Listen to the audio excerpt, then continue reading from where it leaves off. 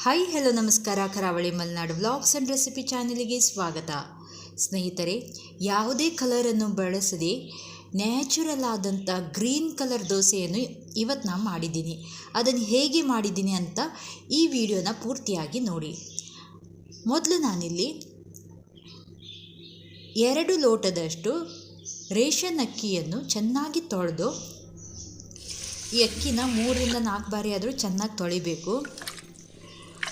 ನಂತರ ನೀರನ್ನು ಹಾಕಿ 7ರಿಂದ 8 ಗಂಟೆಗಳ ಕಾಲ ನೆನೆಸಿಡಬೇಕು ಅಕ್ಕಿನ. ರೇಷನ್ ಅಕ್ಕಿ ಇಲ್ಲ ಅಂದ್ರೂ ನಾರ್ಮಲ್ ದೋಸೆ ಅಕ್ಕಿನೂ ಸಹ ಯೂಸ್ ಮಾಡ್ಬೋದು.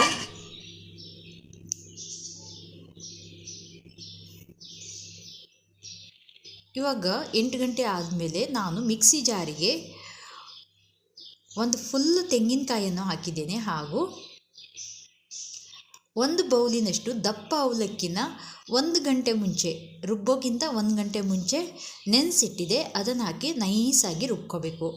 ಇವಾಗ ನೆನೆಸಿದಂಥ ಅಕ್ಕಿಯನ್ನು ಹಾಕಿ ನೈಸಾಗಿ ರುಬ್ಕೊಳ್ತಾ ಇದ್ದೀನಿ. ಒಂದು ಸ್ವಲ್ಪ ಅಕ್ಕಿನ, ನೆನೆಸಿದ ಅಕ್ಕಿನ ಹಾಗೆ ಉಳಿಸಿದ್ದೀನಿ ನೋಡಿ. ರುಬ್ಬಾದಮೇಲೆ ನೆಕ್ಸ್ಟ್ ಇದಕ್ಕೆ ಸಬ್ಬಸ್ಗೆ ಸೊಪ್ಪಿನ 2 ಕಟ್ಟಷ್ಟು ಹಾಕಿದ್ದೀನಿ ನಾನು. ಇದನ್ನು ಚೆನ್ನಾಗಿ ತೊಳೆದು ಸಣ್ಣದಾಗಿ ಹೆಚ್ಚಿ ಇದನ್ನು ಮಿಕ್ಸಿ ಜಾರಿಗೆ ಹಾಕಿ ನೈಸಾಗಿ ರುಬ್ಬಬೇಕು.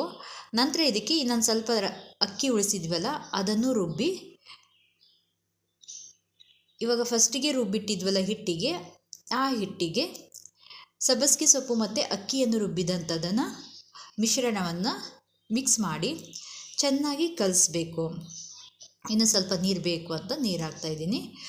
ಈ ಹಿಟ್ಟನ್ನು ತುಂಬ ತೆಳು ಮಾಡಬೇಡಿ. ದಪ್ಪ ದೋಸೆಗೆ ಹೇಗೆ ಹಿಟ್ಟು ರೆಡಿ ಮಾಡ್ಕೊಳ್ತೀವಲ್ಲ ಅಷ್ಟು ಹದ ಇದ್ದರೆ ಸಾಕು. ಇವಾಗ ಇದನ್ನು ಫುಲ್ ನೈಟ್ ಫರ್ಮೆಂಟೇಷನಿಗೋಸ್ಕರ ಇಡ್ತಾಯಿದ್ದೀನಿ. ನೆಕ್ಸ್ಟ್ ಡೇ ಮಾರ್ನಿಂಗ್ ಇದಕ್ಕೆ ನಾನು ರುಚಿಗೆ ತಕ್ಕಷ್ಟು ಉಪ್ಪನ್ನು ಸೇರಿಸ್ತಾ ಇದ್ದೀನಿ. ಸೋಡಾ ಪುಡಿ ಹಾಕ್ತಾಯಿಲ್ಲ. ಮತ್ತು ಇದಕ್ಕೆ ಸ್ವೀಟಿಗೆ ಎಷ್ಟು ಬೇಕೋ ಅಷ್ಟು ಬೆಲ್ಲವನ್ನು ಸೇರಿಸ್ತಾ ಇದ್ದೀನಿ. ಬೆಲ್ಲವನ್ನು ಹಾಕೋದ್ರಿಂದ ಈ ಸಬ್ಬಸ್ಗೆ ಸೊಪ್ಪಿನ ದೋಸೆ ಅದು ತುಂಬ ಚೆನ್ನಾಗಿರುತ್ತದೆ. ನೀವು ಬೆಲ್ಲ ಇಷ್ಟ ಇಲ್ಲದೇ ಇದ್ದವರು ಸ್ವೀಟ್ ಬೇಡ ಅಂದರೆ ಸಪ್ಪೆನೂ ತಿನ್ಬೋದು, ಬೆಲ್ಲವನ್ನು ಹಾಕದೇ ಮಾಡ್ಬೋದು. ಆದರೆ ಬೆಲ್ಲವನ್ನು ಹಾಕಿ ಮಾಡಿ ತುಂಬ ಚೆನ್ನಾಗಿರುತ್ತದೆ, ಎಲ್ಲರೂ ಇಷ್ಟಪಟ್ಟು ತಿಂತಾರೆ. ಅದನ್ನು ಚೆನ್ನಾಗಿ ಮಿಕ್ಸ್ ಮಾಡಿ, ಇವಾಗ ಹೆಂಚು ಕಾದಿದೆ, ಅದಕ್ಕೆ ಎಣ್ಣೆಯನ್ನು ಸವರಿ ಹಿಟ್ಟನ್ನು ಹಾಕಿ ದೋಸೆಯನ್ನು ಮಾಡ್ತಾಯಿದ್ದೀನಿ. ನಮ್ಮ ಮನೇಲಿ ನಮ್ಮ ಮಗ, ಚಿಕ್ಕ ಮಗ ಅಂತೂ ತುಂಬ ಇಷ್ಟಪಟ್ಟು ತಿಂದ ಇದನ್ನು.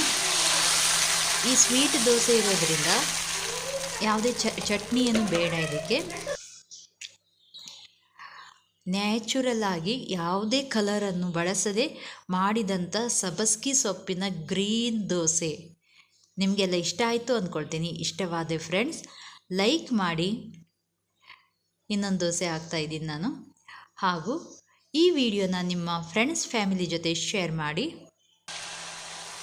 ಇನ್ನೂ ನನ್ನ ಚಾನಲ್ಗೆ ಸಬ್ಸ್ಕ್ರೈಬ್ ಆಗಿಲ್ಲ ಅಂದರೆ ಸಬ್ಸ್ಕ್ರೈಬ್ ಮಾಡಿಕೊಳ್ಳಲು ಮರೆಯದಿರಿ. ಈ ಥರ ಯಾವುದೇ ಫುಡ್ ಕಲರನ್ನು ಹಾಕಿ ಮಾಡೋಕ್ಕಿಂತ ನ್ಯಾಚುರಲ್ ಆದಂತಹ ಬ್ರೇಕ್ಫಾಸ್ಟ್ ರೆಸಿಪಿನ ಮಾಡಿಕೊಡಿ. ಮಕ್ಕಳಿಗಂತೂ ತುಂಬ ಇಷ್ಟಪಟ್ಟು ತಿಂತಾರೆ, ಎಲ್ಲರೂ ಇಷ್ಟಪಟ್ಟು ತಿಂತಾರೆ. ಇನ್ನೊಂದು ವಿಡಿಯೋನಿಗೆ ಸಿಗುತ್ತೇನೆ. ಅಲ್ಲಿವರೆಗೂ bye bye, take care, thank you for watching.